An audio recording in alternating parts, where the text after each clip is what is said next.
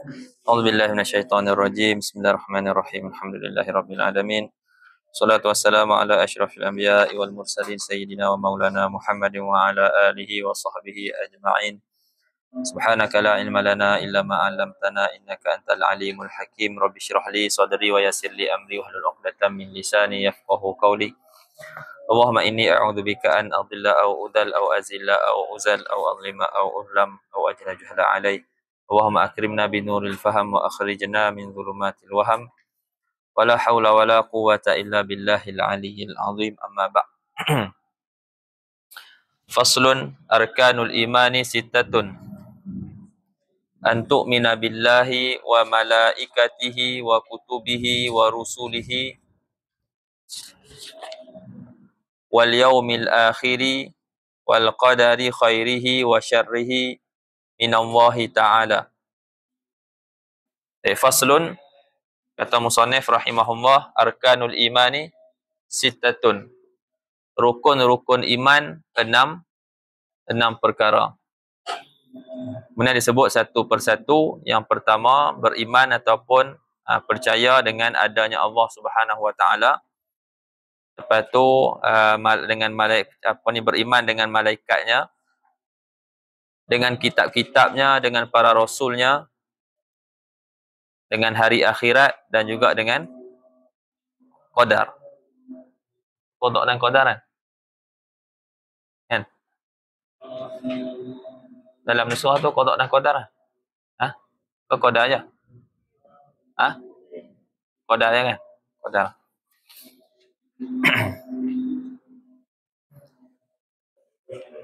Wal qadari, dan beriman dengan qadar, yang baik dan juga yang jahat. Baik, qala syarihu rahimahullah, al-imanu lughatan at-tasdiq. Iman pada lughah dengan mana at-tasdiq, membenarkan. Itu pada lughah. Dalam Quran Allah Taala sebut apa kata-kata anak Nabi Yaqub kan, dia cerita pasal Nabi Yusuf.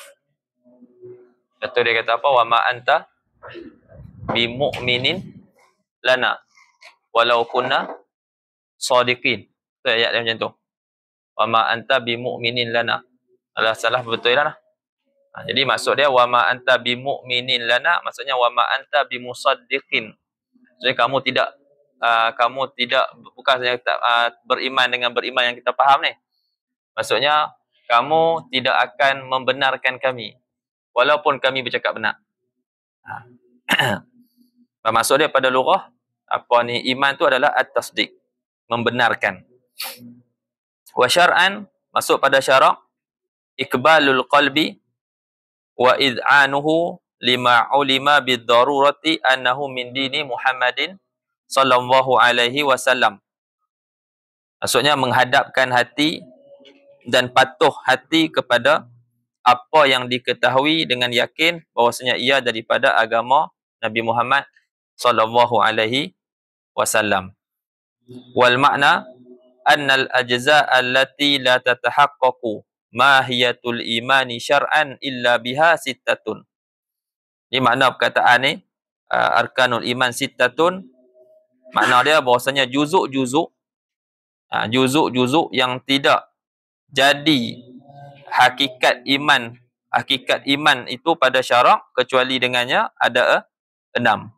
Juzuk-juzuk yang tidak jadi hakikat iman pada syarak kecuali dengannya ada 6 perkara, ada 6 juzuk. Apa dia 6 tu? Yang pertama, an tu'mina billahi. Yang pertama, bahwasanya kamu beriman dengan Allah Subhanahu wa Ta'ala. Apa maksud beriman dengan Allah Ta'ala? Kata al-makna annal awwala min arkanil iman al-imanu bi anna Allah Subhanahu wa Ta'ala mawjudun. Yang pertama daripada rukun-rukun iman adalah beriman bahwasanya Allah Subhanahu wa Ta'ala tu ada. Kita percaya Allah Ta'ala tu ada. Lepas tu ada saja tak cukup lagi. Boleh jadi kita percaya kata Allah Ta'ala tu ada, tapi dalam masa yang sama kita kita percaya Allah Ta'ala tu ada lebih daripada satu, berbilang-bilang. Lepas tu dia sebut dekat sini, apa ni, yang pertama daripada rukun-rukun iman, beriman bahawasanya Allah Ta'ala ada, dan wa annahu wahidun, dan bahawasanya Allah Ta'ala tu esa fi dhatihi, pada zatnya, wa sifatihi wa af'alihi. Esa pada zat, esa pada sifat, dan esa pada perbuatan. Kan? Dalam ni, kalau dalam tauhid kita bincangkan dalam bab dalam sifat apa? Sifat apa? Sifat 20 tu kita bincang lagi sifat apa? Wahdaniyah. Kan? Sifat wahdaniyah. Allah Ta'ala tu esa pada zat, esa pada sifat, dan esa pada perbuatan.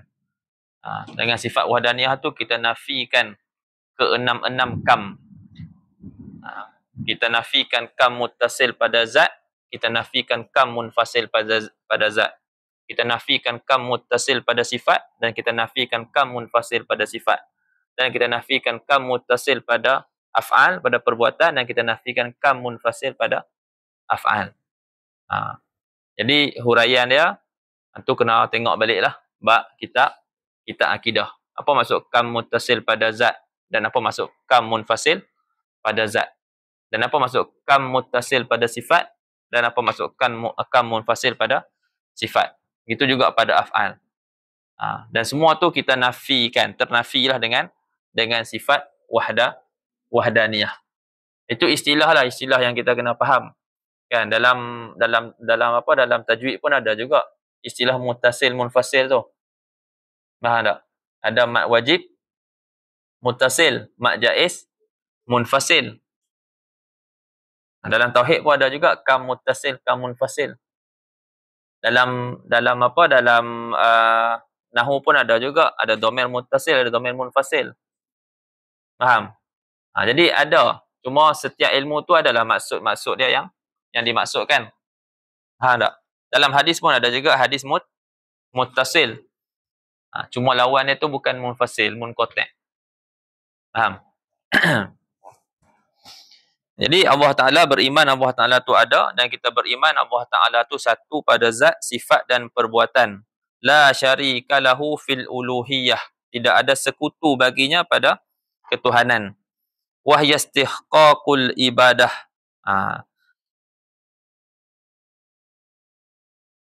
Tengok kita. Sama.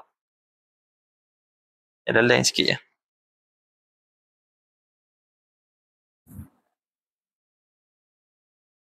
Betul.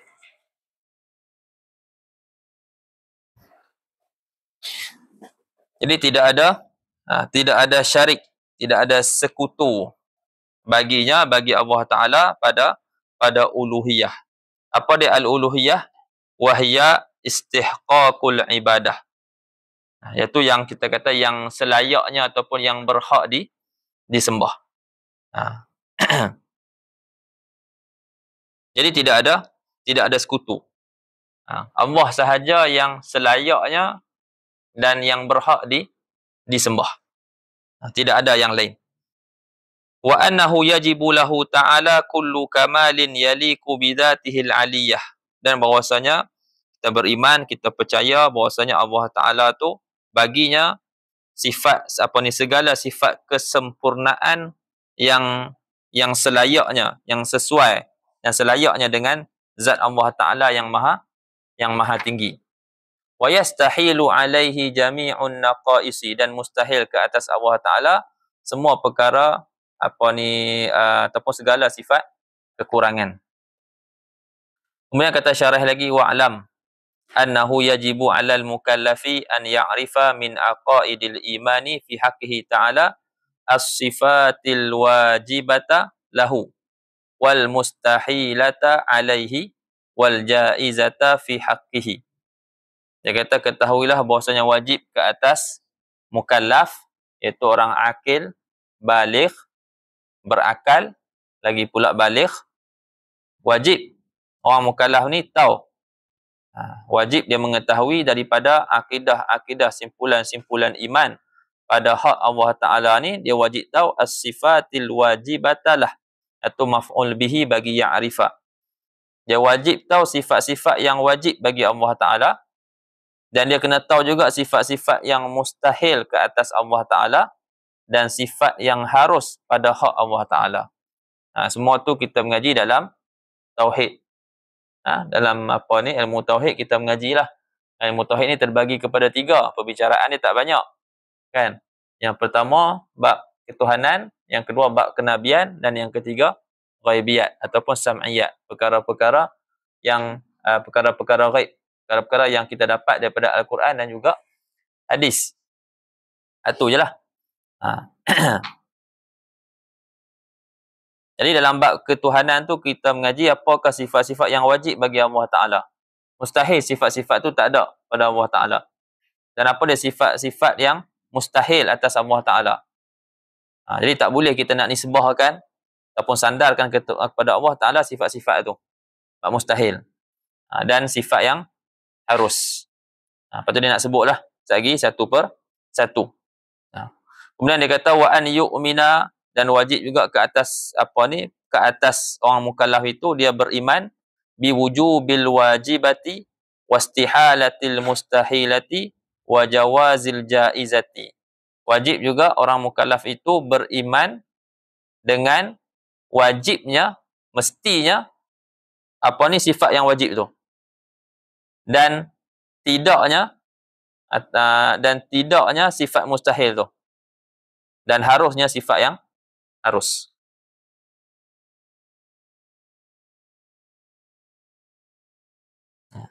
Dia tak boleh semata-mata tahu.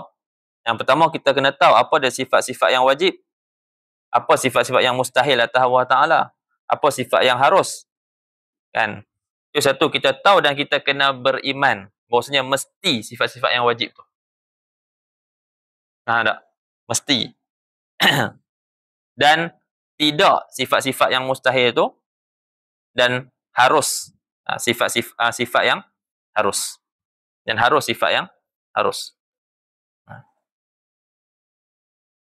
Dia tak boleh tahu je, tahu dan juga kena beriman.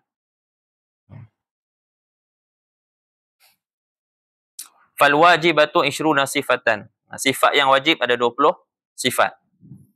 Yang pertama al-wujudu wal qidamu wal baqa'u.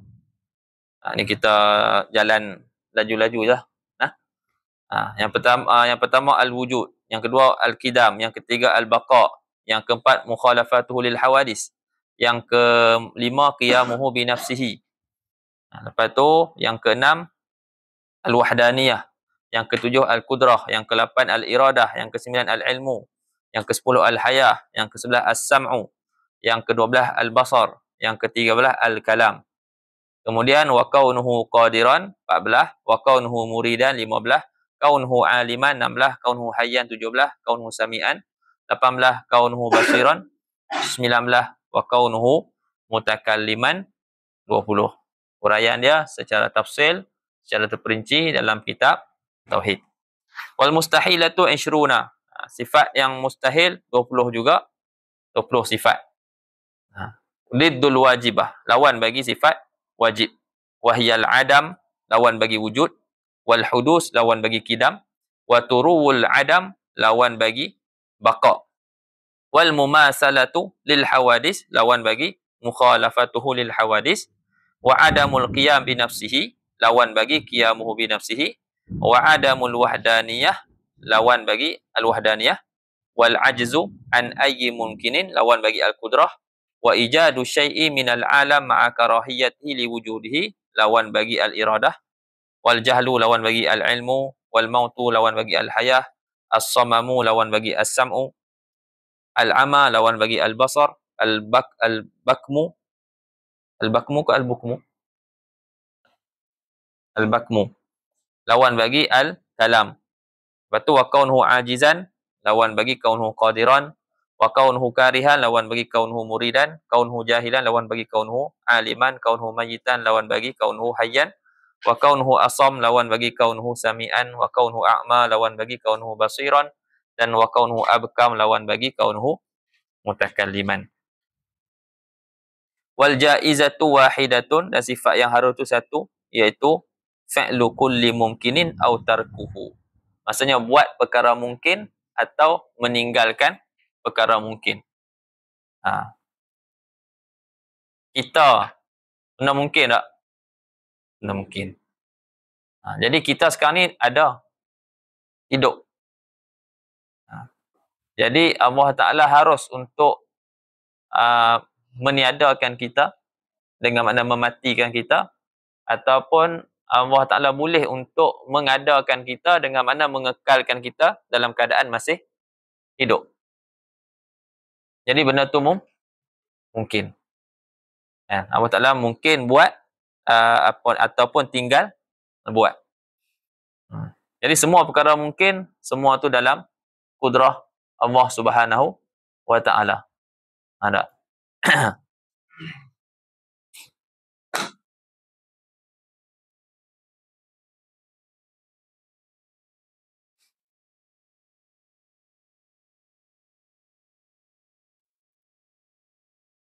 Kemudian dia sebut tadi kan, sifat yang wajib, sifat mustahil, sifat harus.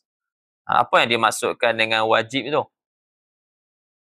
Adakah wajib yang dimaksudkan tu wajib pada syarak, ataupun wajib pada adat, ataupun wajib pada akal? Jadi wajib yang dimaksudkan adalah wajib pada akal. Tak? Wajib pada akal.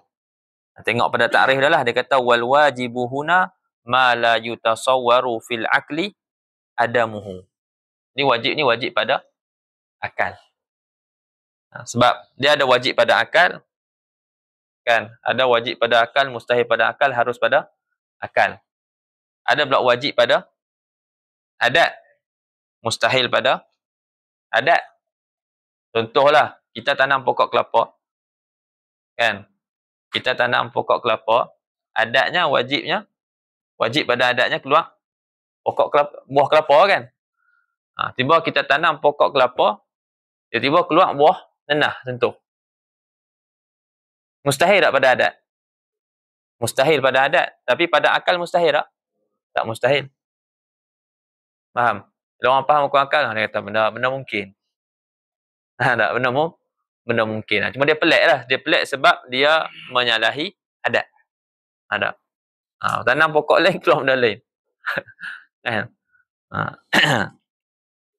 Dan ada wajib pada syarak. Kan, yang mana wajib tu kita dapat daripada pihak syarak. Jadi masuk kat sini bukanlah wajib pada syarak dan bukan juga wajib pada adat, tapi wajib pada akal. Apa dia wajib pada akal? Takrif dia antara takrif yang masyhur lah. Ma la yutasawwaru fil aqli adamuhu. Barang ataupun sesuatu perkara yang tidak ditasawwarkan pada akal, maksudnya akal tak terima akan ketiadaannya. Maksudnya benda tu mesti kena ada. Ma la yutasawwaru fil aqli adamuhu. Apa yang tidak ditasawwarkan pada akal, ketiadaannya. Ataupun ma la yusaddiqul aqlu adamah. Benda yang akal tak terima tiadanya. Akal mesti akan hukumkan, kata mesti kena ada. Tak boleh tak ada. Jadi sifat-sifat yang wajib tadi tu sifat yang wajib pada akal. Maksudnya mesti kena ada pada hak Allah Ta'ala. Mustahil tak? Tak ada. Boleh ya? Ma la yutasawwaru fil aqli adamu. Ngaji kan? Dah ngaji kan? Betul ya? Pasal ngaji kan? Tak ngaji ke? Tadi. Ngaji dah kan? Mustahil pula ma la yutasawwaru fil aqli wujuduhu. Mustahil pada akal iaitu apa yang tidak ditasawurkan pada akal adanya dia. Apa yang tidak ditasawurkan pada akal adanya.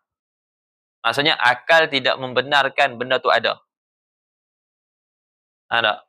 Akal tidak membenarkan benda tu ada. Kita boleh buat kata benda tu, kata kita boleh nak kata ada tu bolehlah kata. Kan?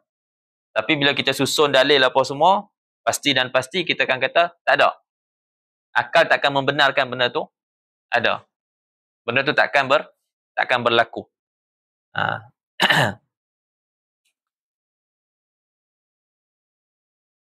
Jadi contohlah apa ni sifat Adam, kan, sifat Adam. Pada benda tu mustahil.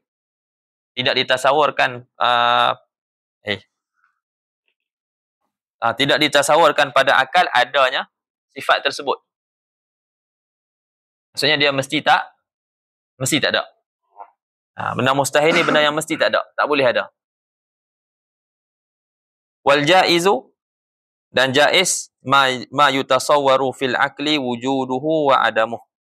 Itu apa yang ditasawurkan pada akal ada dan tiadanya. Benda yang boleh terima dua lah, ada dan tiada. Ada dan tiada tu kalau boleh terima dua-dua, itu dinamakan jaiz. Lepas tu macam tadi tu pokok tu, kan, pada adat pokok kelapa keluarkan buah kelapa, harus benda tu kita kata pada akalnya benda tu haruslah. Kalau ikut pada adatnya, kita kata wajib pada adat lah, benda tu yang berulang-ulang. Tiba-tiba keluar buah lain, kan. Jadi bila keluar buah lain, kita kata mustahil pada adat. Tapi pada akal boleh kita tasawurkan pada akal keluar buah kelapa ataupun selain daripada buah kelapa. Jadi harus pada akal, hukum dia harus. Jadi yang dimasukkan dengan wajib, mustahil, jaiz tu adalah pada akal. Baik, wa malaikatihi, dan beriman dengan para malaikatnya. Al-malaikah, kata syarah rahimahullah, jam'u malakin. Jamak kepada perkataan malak. Jadi malak mufrad, malaikah jamak. Kalau dua malakan lah, tambah alif nun, ataupun ya nun. Alif nun ketika rafa', ya nun ketika nasab, ataupun ketika jar. Baca dia bi fathil lam, dengan fathahkan lam.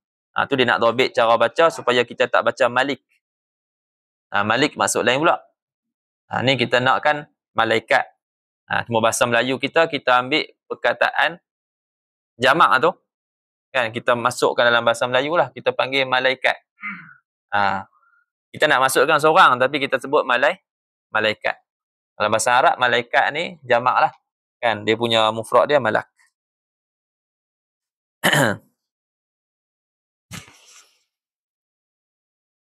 Apa dia malaikat ni?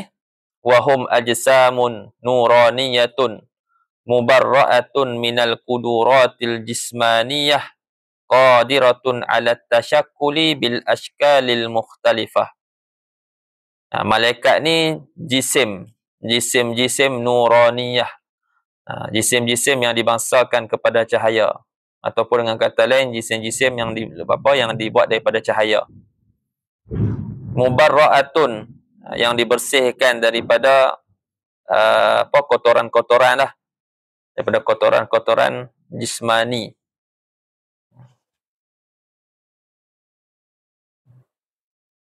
Qadiratun ala tasyakkul bil ashkalil mukhtalifah. Lagi pula mampu untuk berupa dengan rupa-rupa yang pelbagai.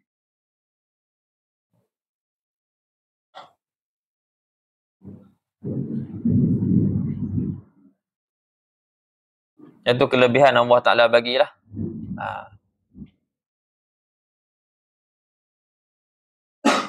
Sebab tu dalam hadis Jibril, malaikat jumpa Nabi dengan rupa manusia, kan, dengan rupa manusia. Dan terkadang dia jumpa Nabi dengan rupa dia yang asal. Jadi dia mampu untuk tasyakkul bil ashkal al mukhtalifah. Wal makna an-nathani min arkanil iman al-imanu bil malaikah.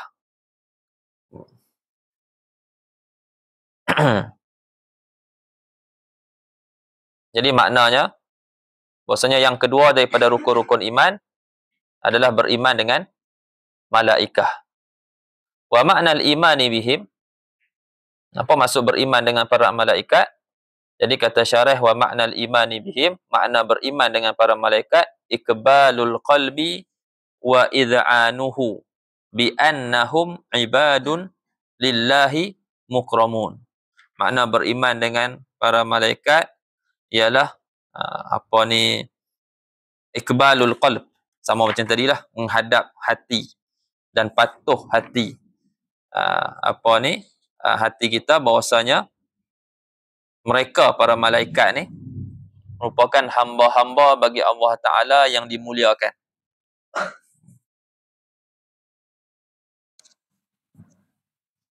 La ya'suna Allah ma amarahum wa yaf'aluna ma yu'marun. Mereka tidak menderhakai Allah Ta'ala. Mereka tidak menderhakai Allah Ta'ala apa yang Allah Ta'ala perintahkan mereka. Dan mereka melakukan apa yang mereka disuruh. Wa annahum sufara'ullahi bainahu wa baina khalqih. Dan bahwasanya mereka merupakan sufara. Sufara ni apa? Duta, jamak pada safir. Dia duta ataupun orang apa yang utusan lah. Kan? Kalau ni kita panggil duta, kita hantar apa Malaysia ada duta dia dekat negara-negara lain. Kan? Kita panggil safir dalam bahasa Arab. Jamak dia sufara. Jadi para malaikat ni macam itulah, dia duta Allah Ta'ala di antara Allah Ta'ala dan di antara makhluk. Mutasarrifuna fihim kama adhina. Dan dia dapat mutasarrif, dia bertindak pada makhluk ini sebagaimana dia diizinkan. Ya, masing-masing ada tugas masing-masing lah. Kan? Sadiquna fima akhbaru bihi. Dan mereka benar pada berita-berita, khabaran-khabaran yang mereka khabarkan dengannya. Wa annahum balighuna, dan bahwasanya mereka tu para malaikat balighuna, sampai mereka itu minal kasrah, daripada jumlah yang ramai, ma la ya'lamuhu illa Allah Ta'ala. Mereka sampai daripada jumlah yang ramai, kadar yang tidak diketahui kecuali Allah. Saya tak tahu malaikat ni jumlah dia berapa. Ramai. Ya. Cuma kita wajib beriman secara ijmal. Tak? Bahwasanya mereka ada jumlah yang ramai.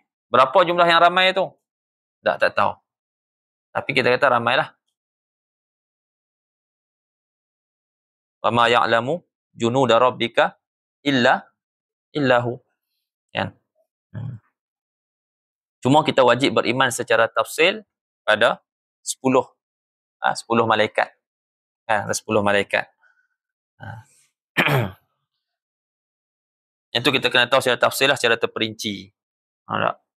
Kita tahu ni malaikat ni, lepas tu dia punya pekerjaan dia apa, tugas dia apa. Itu kita kena tahu lah. Kan? Jadi yang pertama, dia kata apa? Wajibul imanu tafsilan bi asyratin minal malaikah. Wajib beriman secara tafsir dengan 10 orang malaikat. Mereka adalah Jibril, Aminul Wahyi. Orang yang diberi amanah lah untuk menyampaikan wahyu. Megang amanah, megang wahyu. Wa afdalul malaikah, dan Jibril ni adalah seafdal malaikah. Yang kedua, wa Mikail, yang ni al-muwakkal bil amtar. Ini yang diwakilkan untuk menurunkan hujan, rezeki. Wa Israfil, al-muwakkal bin nafqi fis sur. Malaikat Israfil. Yang ni tugas dia meniup sangkakala. As-sur tu sangkakala lah. Yang ni dia ditugaskan untuk meniup sangkakala. Waktu tiup sangkakala pertama tu nanti semua pakat mati. Faham tak? Kecuali ada yang dikecualikan daripada mati tu. Kan? Semua mati. Malaikat-malaikat pun mati. Faham? Kecuali malaikat-malaikat tertentulah. Antaranya hamalatul arsh. apa ni, malaikat-malaikat yang menanggung arash, kan. Lepas tu ni 4 malaikat ni disebut sebagai ar-ru'asaul arba'ah. Ni 4 malaikat ni, apa, Jibril, Mikail, Israfil, Israel. Ni pun antara yang dikecualikan lah daripada mati bila ditiup sangkakala yang pertama tu.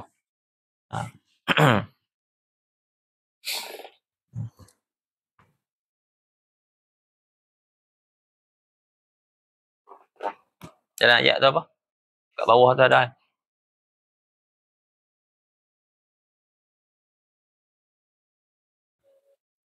Fasa'iqa man fis samawati wal ard illa man sya Allah. Kecuali orang yang Allah Ta'ala kehendaki. Dalam mati semua yang di langit dan di bumi, kecuali orang yang Allah Ta'ala kehendaki. Lepas tu, thumma nufikha fihi ukhra, kemudian ditiupkan lagi sekali sangkakala yang kedua, fa idahum qiyamun yanzurun. Waktu tu orang pakat, yang mati tadi pakat bangun. Pakat bangun dan tunggulah apa yang tunggulah nasib depa.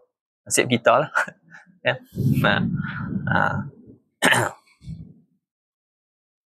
Kemudian wa munkar wa nakir alladzani yas'alanil mayyita fi qabrih. Munkar dan nakir, kedua-dua ni menyoal mayat di kuburnya. Wa raqib wa atid alladzani yaktubanil hasanati wasayyi'at. Raqib dan atid, iaitu kedua-dua malaikat ni menulis kebaikan dan kejahatan. Wa ridwan khazinul jannah, ridwan penjaga syurga. Wa malik khazinu annar, penjaga neraka. Yang ni kita wajib beriman secara tafsil. Wajib beriman secara tafsil.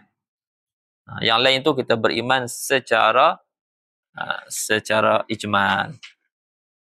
Dan sikit lagi, wa kutubihi al-ma'na an-nasalisa min arkanil iman al-imanu bi kutubillahi ta'ala. Bahwasanya yang ketiga daripada rukun-rukun iman, beriman dengan kitab-kitab Allah Ta'ala. Wa ma'nal iman biha al-imanu bi annaha kalamullah ta'ala al-azaliyyu al-qadimu al-qa'imu bi dzatihi al-munazzahu 'anil harfi was-saut. Makna iman dengan kitab-kitab Allah Ta'ala ni, beriman bahwasanya ianya adalah kalamullah ta'ala al-azali. Kalam Allah Ta'ala yang azali lagi qadim. Al-qaim ni sebenarnya kalau kita tengok pada takrif ni merujuk kepada sifat kalam Allah Ta'ala. Merujuk pada sifat kalam Allah Ta'ala. Dia kata kalamullah ta'ala al-azali al-qaim. Kitab-kitab tu merupakan kalam Allah Ta'ala yang azali, al-qadim, al-qaim bizati, yang ada ia kalam itu di zat Allah Ta'ala. Al-munazzah, yang suci daripada al-harfi was-saut, atau yang suci daripada huruf dan juga suara. Wa anna kullama tadammanathu haqqun wa sidqun, dan apa yang terkandung di dalam kitab itu adalah benar, adalah hak dan juga benar. Dia punya makna beriman, makna kalam al-azali tu tak apalah, yang tu tinggal je dulu. Yang tu tinggal je dulu. Nak cerita tu dia jadi panjang. Yang tu tafsir dia dalam kitab akidah lah. Okey. Al-munazzah anil harf was saut. Sebab dia merujuk kepada kalam sifat Allah Ta'ala. Jadi sifat Allah Ta'ala bukan huruf, bukan suara. Wahya mi'atun wa arba'ah, ada 104. Unzila minha khamsun ala syis, ada 104 semuanya. Maksud kutub beriman dengan kitab-kitab Allah Ta'ala ni, dia merangkumi suhuf sekali lah. Merangkumi suhuf. Jadi dia kata ada 104, diturunkan 50 daripadanya ke atas syis, 30 ke atas Idris, wasalasun ala Idris, berapa dah? 80. Wa asyaratun ala Adam, 10 ke atas Nabi Adam, 90. Wa asyarah ala Ibrahim, dan 10 ke atas Nabi Ibrahim, 100. Lepas tu wa Taurah ala Musa, kitab Taurah atas Musa, wa Zabur ala Daud, wal Injil ala Isa, wal Furqan wa huwal Quran ala Muhammad sallallahu alaihi wasallam. Jadi semua sekali ada 104. Kemudian wa rusulihi.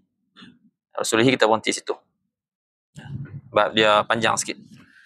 kat situ dia akan bahaskan jumlah para rasul, kemudian sifat-sifat yang wajib bagi rasul, sifat-sifat mustahil, sifat harus. Lepas tu apa yang wajib kita tahu tentang Nabi SAW, kan? Ada maklumat-maklumat tentang Nabi yang wajib kita tahu. Sebagai orang mukallaf, kita wajib tahu. Jadi panjang sikit huraian dia tentang beriman dengan para rasul tu. Wallahu ta'ala alam. Subhanaka wa bihamdika asyhadu an la ilaha illa anta astaghfiruka wa atubu ilaik. Bismillahirrahmanirrahim. Wal 'asri innal insana lafi khusr illa alladhina amanu wa amilus solihati wa tawassaw bil haqqi wa tawassaw bis sabr.